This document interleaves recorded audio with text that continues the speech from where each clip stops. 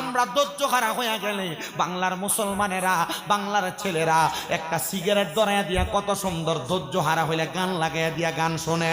কিন্তু আহলে বায়াতের সদস্যরা এমন নদী রাইখা গেছেন, এমন শিক্ষা দিয়ে গেছেন, তারা দুনিয়ার জমিনে যখনই তাদের ধৈর্যটা আসতো, তাদের যখন টেনশন হইতো, তারা আল্লাহ তাআলার কোরআনুল কারীমের আয়াত তেলাওয়াত করতেন।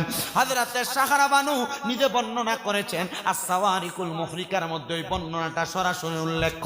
উনি বলেন অল্প কিছুক্ষণ তেলাওয়াত করার পরে আহলে বাইতের সদস্য হযরত ইমামে আলী মাকাম ইমাম হুসাইন রাদিয়াল্লাহু তাআলা আনহু আমার রান মোবারক উরু মোবারকের মধ্যে যখন ঘুমায় গেলেন, ওনাকে দেখলাম হঠাৎ করে ঘুম থেকে ঝাপটি মেরে উঠলেন। ওঠার পরে আমি আমার হযরতের স্বামী হযরত ইমামে আলী মাকাম ইমাম হুসাইন রাদিয়াল্লাহু তাআলা আনহুরে জিজ্ঞাসা করলাম, স্বামী গো, আপনি না ঘুমাইলেন, ঘুম থেকে এমন ভাবে কেন ঝাপটি মেরে উঠলেন? হযরত ইমামে আলী মাকাম